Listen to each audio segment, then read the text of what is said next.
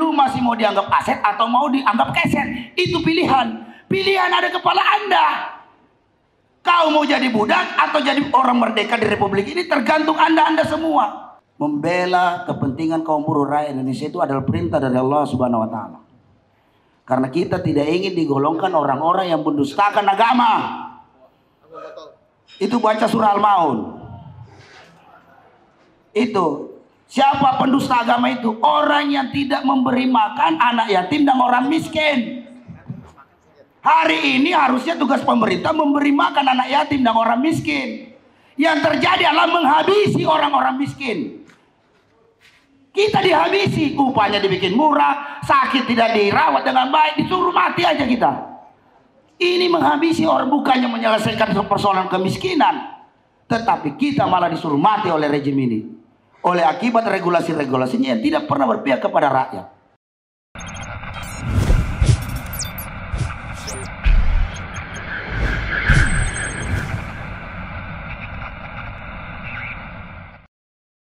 Yuk dapatkan pahala jariah dengan berwakaf di Badan Wakaf Al-Quran.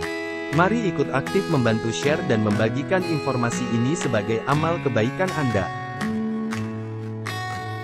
Bismillahirrahmanirrahim. Assalamualaikum warahmatullahi wabarakatuh. Alhamdulillahirrabbilalamin. Kita semua bisa berkumpul di sini, para pejuang-pejuang rakyat yang insya Allah dirahmati oleh Allah Subhanahu wa taala. Dan semoga para pejuang-pejuang rakyat yang hadir di sini insya Allah meninggal dalam keadaan husnul khotimah. Itu semua mimpi kita sebagai pejuang-pejuang rakyat yang hari ini jelas-jelas sudah sangat merasakan penindasan-penindasan yang dilakukan oleh rejim kekuasaan hari ini. Bahwa kawan-kawan semua, para pimpinan mulai dari tingkat pusat, wabil khusus kepada koordinator Aliansi Aksi Juta Buruh Bapak Muhammad Jumur Hidayat dan tuan rumah Ketua Umum SPK Bung Dedi beserta dengan panitia pelaksana sangat luar biasa dalam konsolidasi. Mungkin ini yang paling megah, yang termewah ini yang pernah kita ikuti ya, dibanding dengan mudah-mudahan. Tapi kemegahan dan kemewahan ini tentu saja harus sebanding lurus dengan hasil perjuangan kita raih. Jadi sangat akan sia-sia jika kita juga tidak memenangkan pertarungan ini. Pertarungan harkat dan martabat, juga harga diri kita sebagai kaum buruh yang hari ini sudah diinjak-injak. Kita sudah bukan lagi dianggap sebagai aset negara, tapi sudah dianggap keset oleh rejim hari ini. Jadi kalau anda semua, para pimpinan-pimpinan, kaum pekerja, kaum buruh, baik di tingkat pusat, wilayah, daerah, cabang, sampai tingkat perusahaan, tidak punya malu, maka lebih baik kalian bungkus saja dirimu dengan kain kafan. Kenapa saya bilang begitu? Karena orang yang masih punya malu itu adalah orang yang memiliki harga diri. Kalian dilahirkan ke muka bumi ini melalui sebuah rahim seorang ibu, ya kan, dalam keadaan suci dan merdeka. Bahkan kalau laki-laki dipotong 2 ekor kambing itu kalau dalam Islam. Ya kan, dipestakan, dirayakan, dimeriahkan. Bahkan kalau anda nangis, satu rumah geger. Tidak ada anda seperti raja ketika anda lahir waktu kecil itu. Mana sini yang punya anak kecil? Pasti kalau anak kecilnya lahir nangis aja itu, ada yang cebokin pantatnya, ada yang kasih pamper segala macam. Benar-benar dilayani seperti raja. Nah, ketika dia dewasa, setelah mengetahui, sudah akil balik, mengetahui mana benar, mana yang salah, tiba-tiba anda dengan secara sukarela, ya kan, secara ikhlas, mau diperbudak oleh rejim ini. Betapa tololnya kalian sebagai manusia. Itulah sebodoh-bodohnya manusia, menerima dirinya sebagai budak di negeri sendiri. Padahal kalian diciptakan oleh Allah Subhanahu wa taala sebagai pribadi-pribadi, manusia-manusia suci yang merdeka lahir dan batinnya. Anda harus tahu diri. Itu namanya Anda tidak tahu diri, tidak tahu nikmat yang Allah berikan hari ini begitu luar biasanya kepada diri kalian. Jadi jangan salahkan siapa-siapa, jangan salahkan Allah, salahkan dirimu, karena Anda sendiri yang menistakan dirimu sendiri, itu kamu sendiri.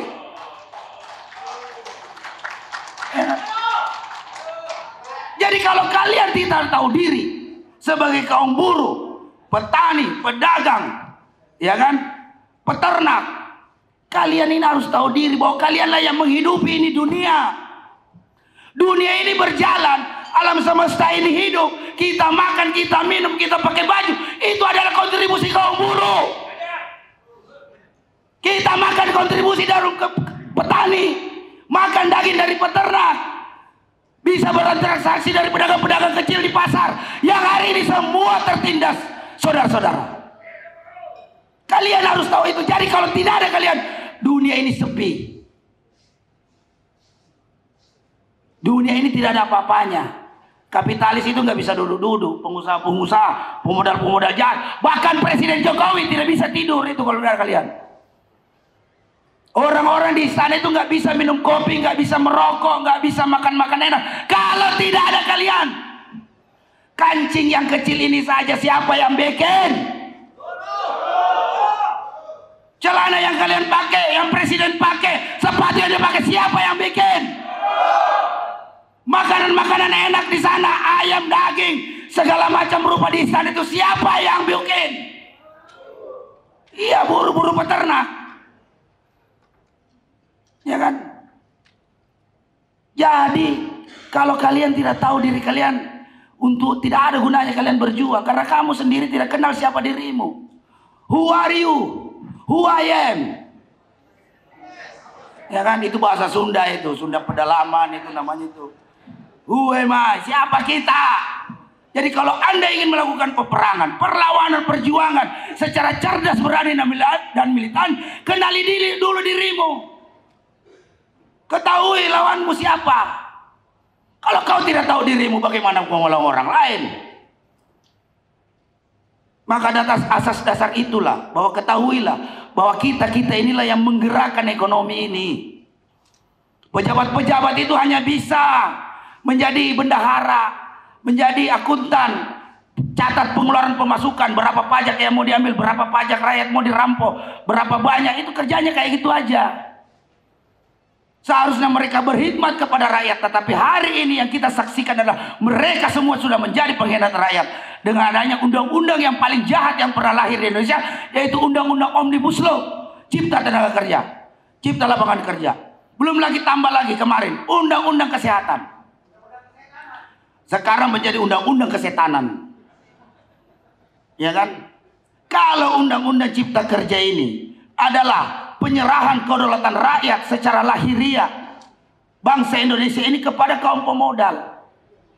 Kalau Undang-Undang Kesehatan itu adalah penyerahan kedaulatan bangsa ini kepada kaum pemodal secara batin. Karena salah satu unsur kebatinan itu adalah kesehatan. Selain daripada apalagi nih beribadah, kemudian berekreasi, itu kan bentuk daripada bagaimana menyehatkan batin kita. Jadi kalau buruh suka marah-marah, itu wajar karena kurang piknik, batinnya tersiksa, kerja terus, ya kan? Udah kerjanya panjang dari jam berapa sampai jam berapa gitu kan?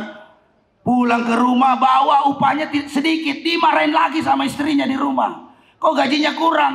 Ini nyumput di mana? Nyasar kemana lagi nih? Jangan-jangan dibagi dua. Itu kan. Padahal itu mah dipotong oleh pihak manajemen. Karena itu tadi regulasi Undang-Undang Cipta Kerja ini sudah menciptakan upah murah. Sudahlah menciptakan sistem upah murah, status kerja nggak jelas. Status kerja kita nggak jelas, tidak ada kepastian kerja yang sampaikan tadi Pak Joko tadi itu. Tidak ada. Ini berdampak sistemik terhadap status pekerjaan tidak tetap ini.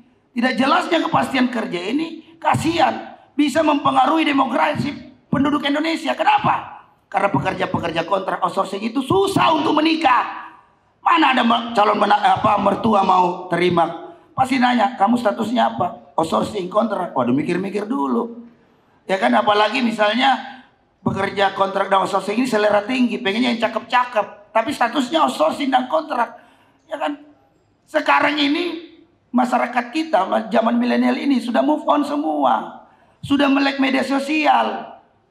Ya kan, jadi teman-teman yang outsourcing kontrak, jadi kalau cintamu ditolak, bukannya kalian bunuh diri, tapi hancurkan itu tirani. Itulah biang kerok kalian menjadi susah nikah, susah hidup, susah ketika sakit diobati, semua susah. Ya kan? Semua susah gara-gara undang-undang Omnibus Law sialan ini.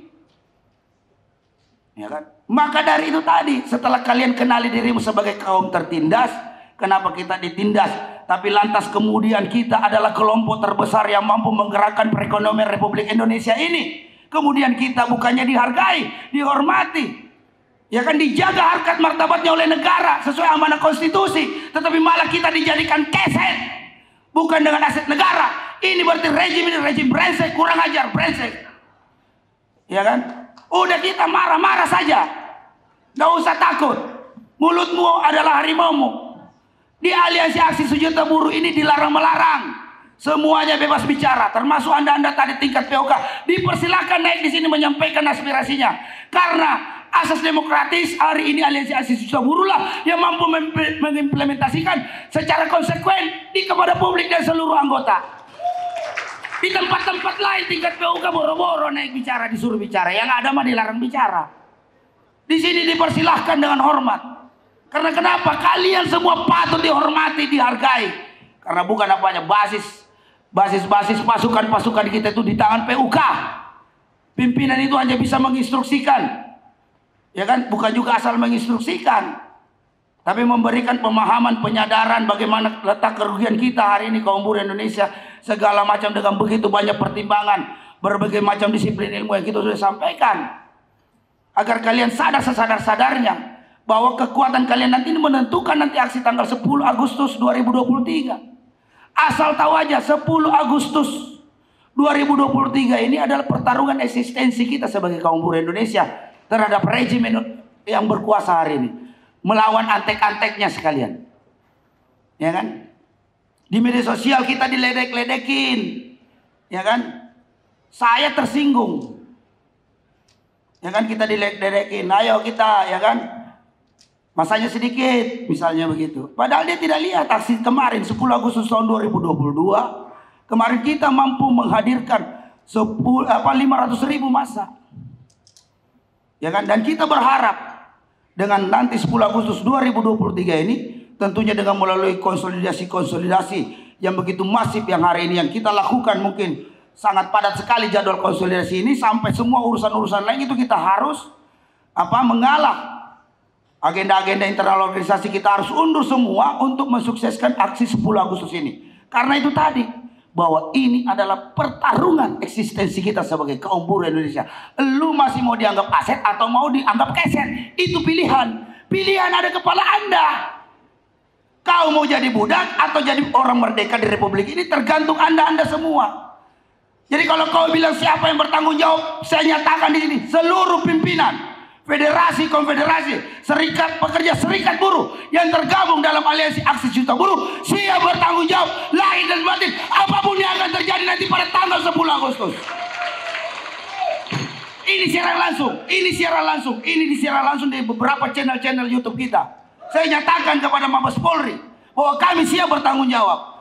Kami juga sudah punya rencana bahwa pemberitahuan aksi penyampaian pendapat di muka umum aliansi aksi sejuta buruh akan diantar langsung oleh para pimpinan ke markas besar Kepolisian Republik Indonesia. Kami yang antar langsung, bukan utus-utus suruh orang, enggak.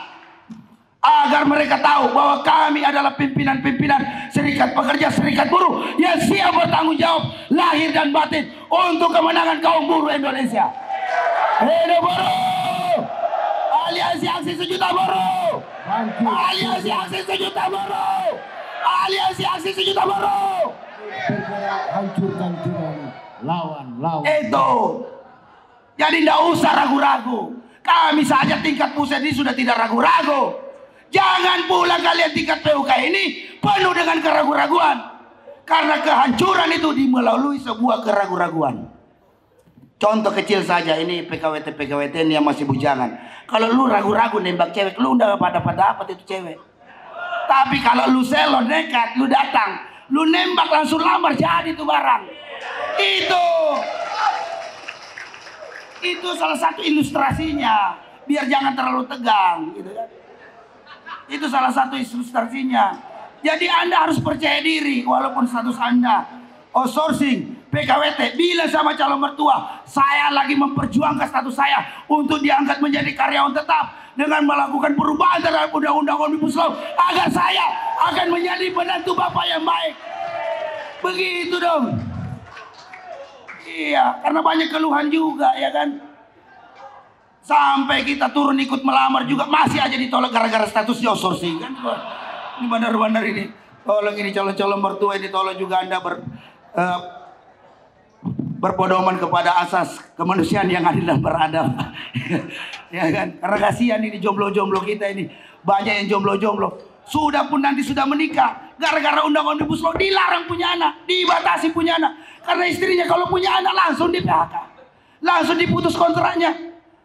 Terus Jokowi bilang kita akan mendapatkan bonus demografi. Bonus demografi dari mana kalau dilarang ini? Tingkat kelahiran mau ditekan-tekan begini, nggak bakalan. Lebih parah daripada program KB ini mah. Ya kan, karena hamil, melahirkan, nggak ada lagi cuti layan, dia putus kontrak. Kamu bayangkan betapa jahatnya ini undang-undang Omnibus Law ini. Sudahlah dia merampas harta kita, harta rakyat Indonesia, di mana sumber daya mineralnya. Sudahlah juga dia rampas sumber daya alam kita di lautan. Sudahlah merampas sumber daya alam kita di udara juga, ya kan, karena seluler ini dia mainkan juga semua, ya kan. Sudahlah juga sudah merampas lagi kedaulatan kita, sumber daya manusianya, ya kan. Sudah secara lahir dan batin semuanya sudah dirampas. Jadi kita ini tinggal modalnya. Modal apa kalau bukan modal banyak dan semangat? Ya kan? Uang tidak punya. Ya kan? Jaringan ya pimpinan juga terbatas. Ya kan? Yang ada yang tersisa adalah mantan pejabat dan mantan anggota DPR yang sudah tentu saja tidak punya lagi kemampuan untuk merubah regulasi. Tetapi tidak menutup kemungkinan kita akan kembali, kita akan kuasai ini republik. Karena sesuai dengan janji Allah bahwa kaum-kaum tertindas di muka bumi ini akan kujadikan mereka pemimpin di muka bumi.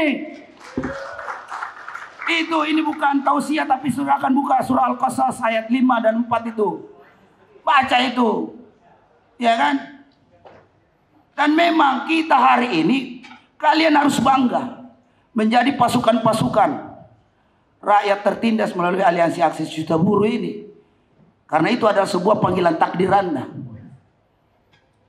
Ini ketika Anda menjadi pejuang-pejuang aliansi Aksi Juta Buruh ini panggilan takdir yang insya Allah akan mampu menghapuskan dosa-dosa kita yang lalu-lalu dan yang akan datang. Kita ini semua kaum pendosa, banyak dosa, ya kan? Hanya dengan kekuatan keikhlasan kita menjadi pasukan-pasukan pembela rakyat, insya Allah, ya kan? Allah akan menghapus dosa-dosa kita itu yang lalu-lalu. Anda bisa bayangkan ketika Anda meninggal dunia, ketika aksi itu jutaan orang antar Anda ke pemakaman. Itu bagaimana itu? Malaikat itu udah susah bunyi catatnya itu. Saking banyaknya yang antar, banyak yang doain. Itu yang kita impikan. Daripada kita hidup di dunia bermegah-megahan, jabatan tinggi, segala macam, tetapi kita menipu rakyat, maka kita akan dinistakan oleh alam semesta. Kalau bicara dinistakan alam semesta, maka bumi dan langit itu akan tidak sulit akan menerima arwah kita. Jadi ngambang kayak tai, ya kan? Ngambang nggak ke atas, nggak ke bawah. Ya, habis dimakan lele. Nah, udah itu nasib itu. Tapi kita ditakdirkan menjadi pasukan-pasukan rakyat tertindas yang memang sudah diperintahkan oleh Allah Subhanahu wa taala untuk menghapuskan segala bentuk permukaan di muka bumi. Itu buka surah Al-Balad yang pesantren di sini. Ayat 10, 11, 12 itu jelas itu Allah menjelaskan di situ. Ya kan? Nah, dalam kesempatan ini juga saya minta juga kepada, biasanya ini kan kaum buruh ketika lagi kenceng-kencengnya semangat melakukan konsolidasi, ya kan, HRD sudah tidak mempan lagi, kasih janganlah begini-begini segala macam kan. Nah, apa aninya? Ya dia panggil ustadz, kasih ceramah begini. Kasih tahu itu ustadznya. membela kepentingan kaum buruh rakyat Indonesia itu adalah perintah dari Allah Subhanahu wa taala. Karena kita tidak ingin digolongkan orang-orang yang mendustakan agama. Itu baca surah Al-Maun. Itu siapa pendusta agama itu? Orang yang tidak memberi makan anak yatim dan orang miskin. Hari ini harusnya tugas pemerintah memberi makan anak yatim dan orang miskin. Yang terjadi adalah menghabisi orang-orang miskin. Kita dihabisi, upahnya dibikin murah, sakit tidak dirawat dengan baik, disuruh mati aja kita. Ini menghabisi orang, bukannya menyelesaikan persoalan kemiskinan, tetapi kita malah disuruh mati oleh rejim ini. Oleh akibat regulasi-regulasinya yang tidak pernah berpihak kepada rakyat. Karena sejatinya amanah konstitusi adalah tugas pemerintah adalah mencerdaskan kehidupan bangsa, mensejahterakan rakyat Indonesia. Yang terjadi bagaimana mau sejahtera kalau kepentingan lahir dan batinnya sudah diserahkan kepada asing. Kita tinggal menjadi jongos di negeri sendiri, kuli di negeri sendiri, menjadi budak di negeri sendiri. Jadi tidak bisa. Tidak ketemu, logika akal sehat itu nggak ketemu. Jadi tidak bisa disejajarkan secara objektif, sistematis dan toleran. Nah, maka dari itu, untuk mensukseskan nanti ini tanggal 10, maka kita harus memiliki 3 faktor. Persepsi, kesadaran, pentaatan yang sama. Kalau ini berbeda, itu mustahil akan terjadi gelombang massa yang luar biasa. Nah, hari ini pimpinan-pimpinan buruh persepsinya udah sama dengan Anda semua. Yaitu Undang-Undang Omnibus Law Cipta Kerja ini adalah undang-undang yang sangat merugikan kita sebagai kaum buruh. Ini persepsi yang sama. Tinggal membangun kesadaran. Kesadaran itu tadi yang disampaikan oleh Bung Rudi, Bung Jumhur tadi udah sampaikan, dan pimpinan-pimpinan lainnya. Bangun kesadaran kelas. Yang saya sampaikan tadi, lu harus tahu diri bahwa kamu adalah orang-orang yang tertindas, harus bangkit dari ketertindasan itu dengan upaya kita sendiri. Jangan pernah berharap terhadap kaum-kaum kapitalis, kaum pemodal itu untuk membantu kita, tidak mungkin. Nah, ketika itu terpenuhi, maka tinggal satu, pentaatan yang sama. Jadi kalau pimpinannya sudah kasih instruksi, turun-turun benar. Lakukan secara ikhlas, lakukan secara sukarela. Jangan bilang, oh ini mau dibayar berapa, tidak ada. Hari ini kapitalis bergotong royong, disiplin, bahkan menggelontorkan jutaan uang, triliunan rupiah berkarung-karung uang dia kasih hanya untuk merebut regulasi yang terjadi hari ini. Lantas ketika kita ingin melakukan perlawanan, kita masih aja menuntut bayaran. Terus minta mau perubahan nasib, ya nggak mungkin. Itu nonsens, itu omong kosong. Maka atas dasar itu kalian harus bangkit melawan dengan persepsi, kesadaran, pentaatan yang sama. Karena dengan cara dan sistematika yang benar. Jadi rumus-rumus perjuangan itu sama dengan rumus matematika. Ya kan? Cara dan alasannya harus benar sehingga menghasilkan sebuah kemenangan. Jadi kalau matematika itu plus kali plus itu sama dengan plus. Jadi kalau caranya benar, langkahnya benar, itu pasti benar hasilnya. Nah, kalau plus kali min sama dengan min. Kalau caranya benar tapi langkahnya salah, ya pasti salah. Ya kan? Kalau min kali plus sama dengan min, ya kan? Caranya salah, langkahnya benar, itu pasti juga tidak akan meraih kemenangan. Nah, kalau caranya min kali min sama dengan plus, ini kan bingung. Loh, kok jadi ini? Nah, kalau caranya salah, langkahnya salah, sama dengan plus, sudah pasti itu. Sudah pasti kalahnya. Gitu loh.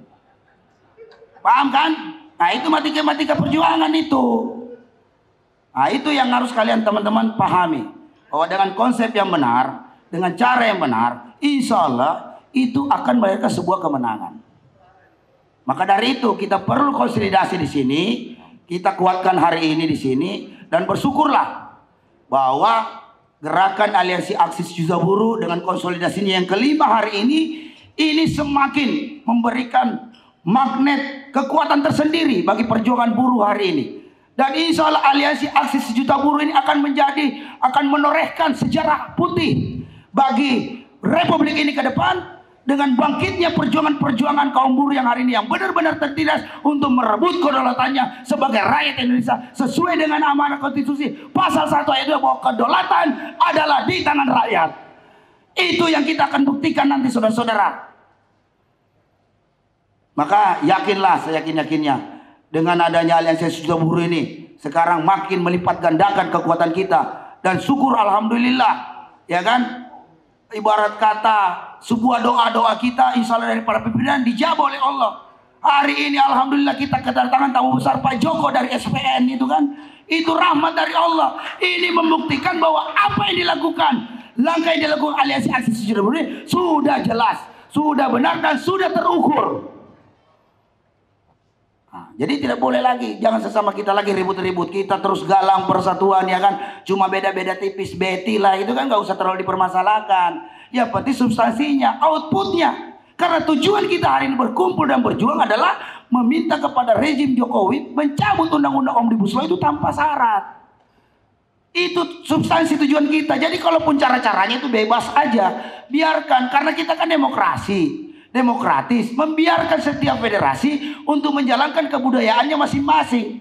Adat di Banten beda dengan di Bandung, beda di Bekasi, beda di, karena semua punya adat. Dan ingat, hari ini di Banten alhamdulillah banyak begini. Ini salah satu basis kaum buruh yang saya pantau 5 tahun terakhir ini sangat cukup militan sekali. Ya kan? Kemarin juga di Kerawang, kemudian Bandung, nanti di Bekasi, ya kan, Jakarta. Ini semua kantong-kantong buruh yang militan hari ini, yang hari ini benar-benar sudah kelihatan bahwa ketidakpuasannya, kebenciannya terhadap lahirnya undang-undang Omnibus Law ini. Maka tugas kita bersama-sama dengan ucapan Bismillahirrahmanirrahim, kita sukseskan aksi besar, aksi aliansi sejuta buruh 10 Agustus 2023. Kita semua dari Provinsi Banten, DKI Jakarta, Jawa Barat, kita datang semua dengan 1 juta orang lebih. Ya kan, kita kepung Jakarta, kita serbu istana, minta undang-undang Omnibus Law Cipta Kerja dan undang-undang kesehatan dicabut tanpa syarat oleh rezim yang berkuasa ini, atau kita tidak boleh. Hidup buruh, aliansi aksi sejuta buruh, Bangkit, bergerak, hancurkan tirani, lawan. hidup buruh, Hidup. merdeka, Merdeka. Assalamualaikum warahmatullahi wabarakatuh.